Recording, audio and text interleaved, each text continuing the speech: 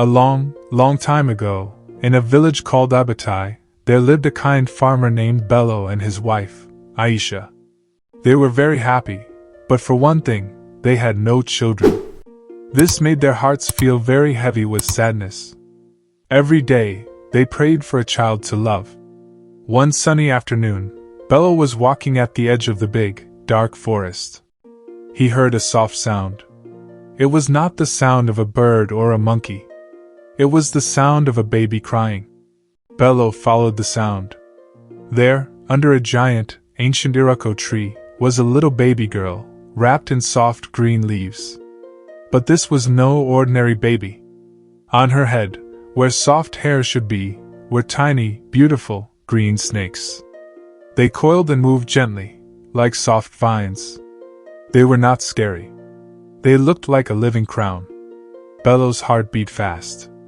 He was afraid, but he was also a kind man. He could not leave a baby alone in the forest.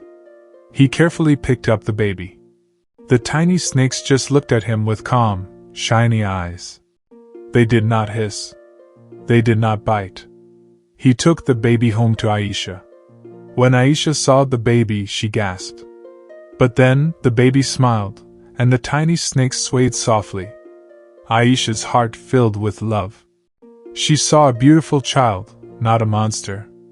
"We will call her Eek," said Aisha, "after the sacred python that brings good fortune to our land." And so, Eek came to live with Bello and Aisha in Abatai. Eek grew up in Abatai. Bello and Aisha loved her very much. But the other people in the village were afraid. They would whisper when she walked by.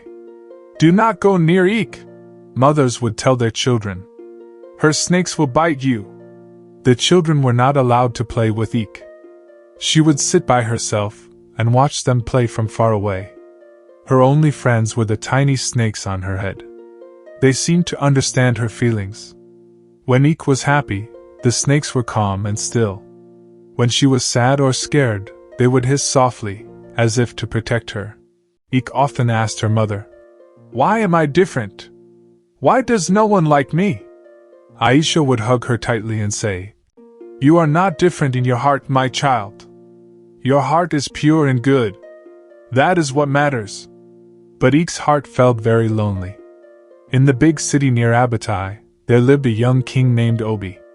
King Obi was handsome, strong, and very kind. He ruled his people with fairness. But he was lonely. He needed a queen to sit beside him. Many families brought their daughters to the palace. They were all beautiful and from rich homes. But King Obi was not interested. He did not want a wife who only cared about beauty and riches. One day, he stood before all his people and made a big announcement. "I will choose a wife," he said. "I will have a great festival. Every unmarried woman in the kingdom is invited. I will not choose the most beautiful or the richest. I will choose the woman with the purest heart and the most unique spirit." The news spread like fire to every village, including Abatai. All the young women in Abatai were very excited. They started to prepare their best clothes and practice their dancing. The most excited was a girl named Gozi. Gozi was very beautiful, but she was also very proud. She was sure the king would choose her. Eek heard the news and her heart beat with a quiet hope. She too dreamed of going to the festival. But when she told Gozi, Gozi laughed a loud, cruel laugh.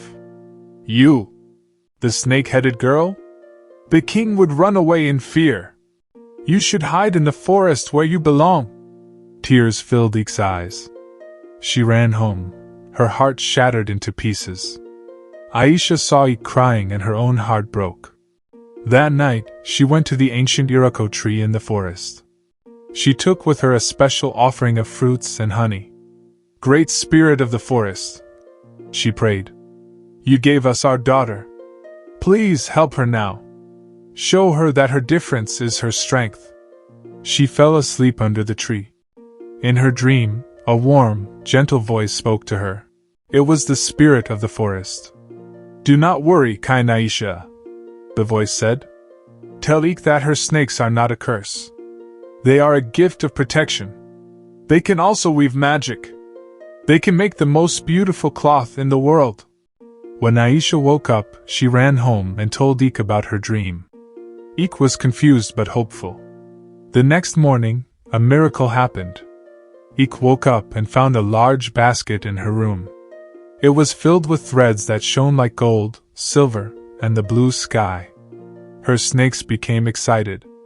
They gently took the threads with their tiny mouths and began to weave. They moved so fast, their heads dancing. They wove a gown more beautiful than anything anyone had ever seen.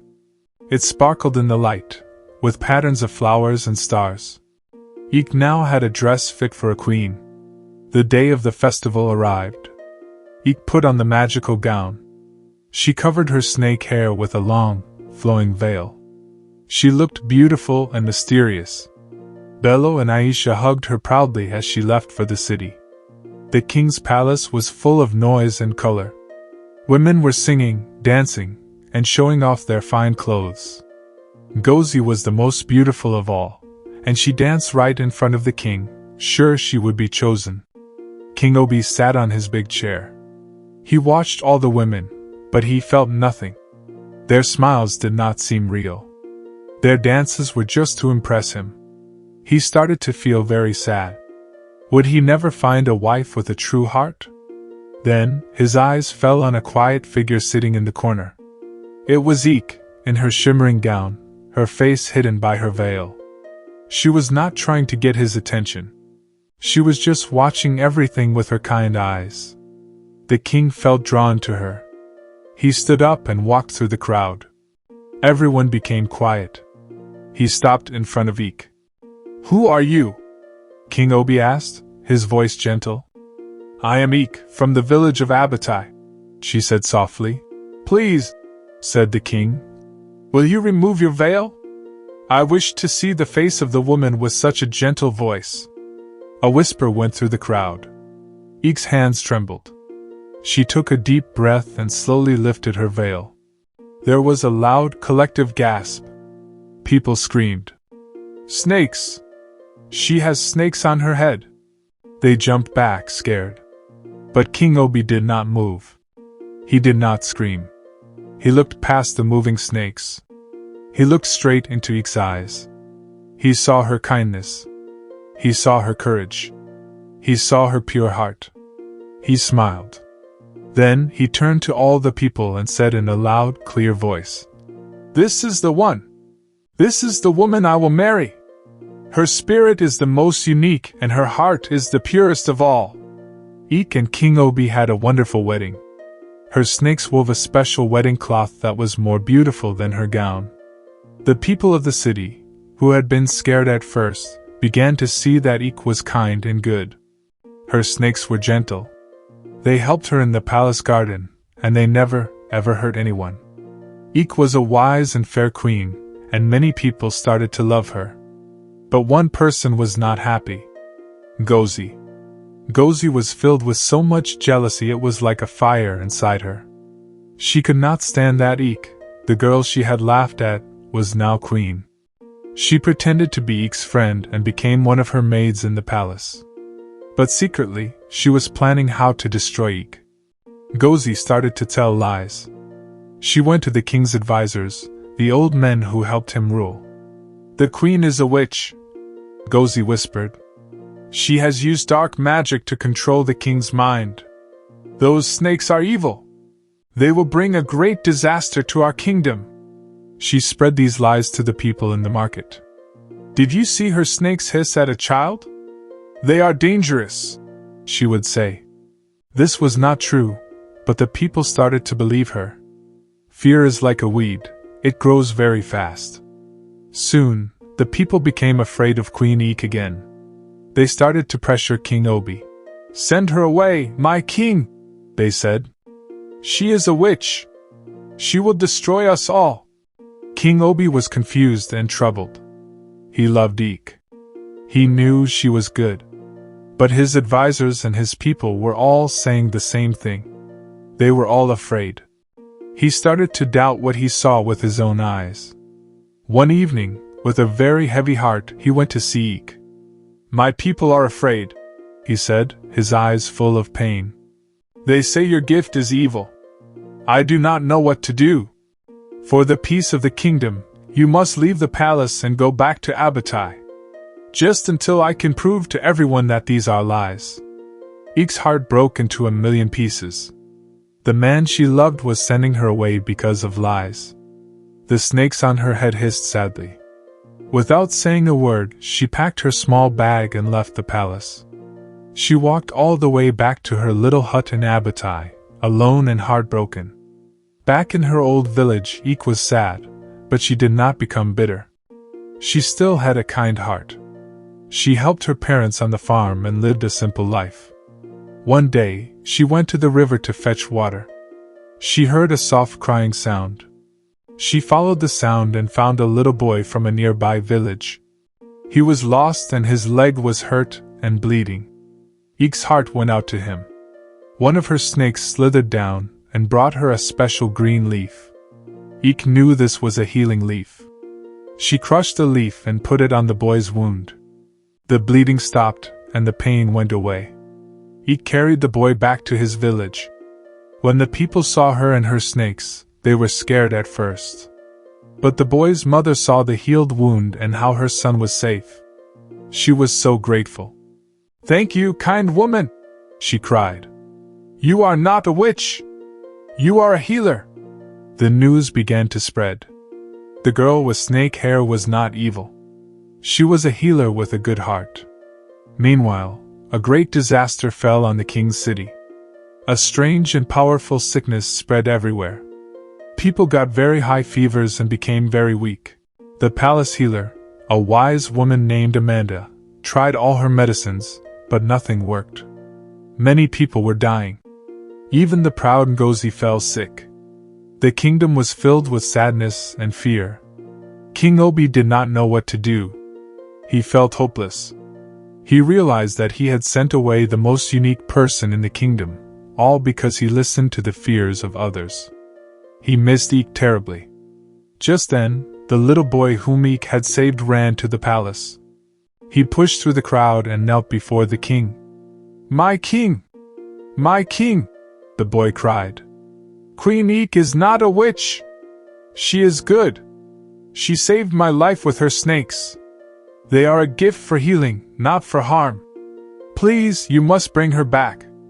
Maybe she can heal this sickness." King Obi's eyes filled with tears. He felt so much shame for what he had done. He jumped on his fastest horse and rode to Abatai as fast as he could. He found Ik in her small garden. He fell to his knees before her. "Ik, my queen," he said, his voice full of sorrow. "I was wrong. I was a fool. I let fear and lies blind me. I am so sorry. Please forgive me. Our people are dying, and we need your help. Your gift is our only hope." Ik looked at the man she loved. She saw his true regret. Her kind heart did not hold hate. She nodded. "I will come," she said.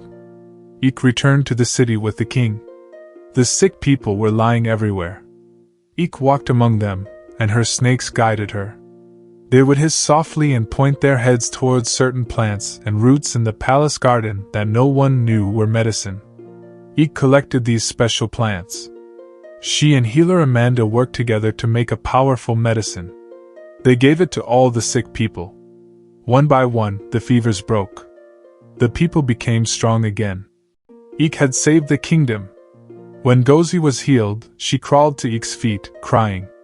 "Forgive me, my queen," she sobbed. "I was so jealous of you. I spread the terrible lies because I wanted to be queen. I was wrong. Please do not punish me." Ik looked down at Ngozi. She felt pity, not anger. Jealousy is a poison more dangerous than any sickness. Ik said, her voice calm and wise. "I forgive you, Ngozi. But you must promise to let your heart be clean from now on. Let kindness live there." The people saw Ik's goodness and wisdom. They cheered for their true queen. King Obi's heart swelled with love and pride. From that day on, Queen Ik and King Obi ruled the kingdom together for many, many years. They ruled with love, fairness, and wisdom. Each snakes were no longer feared. They became the greatest symbol of the kingdom. They were a symbol of protection, healing, and the beautiful strength that comes from being different. Never judge someone by how they look on the outside. A person's true beauty is in their heart. And remember, the thing that makes you different from everyone else might just be your greatest gift. Did you enjoy the amazing story of Eek, the village girl with snake hair? If her story of courage and kindness touched your heart, please let us know. Like, share, and comment below with your favorite part of the story. Don't forget to subscribe for more wonderful African stories like this one.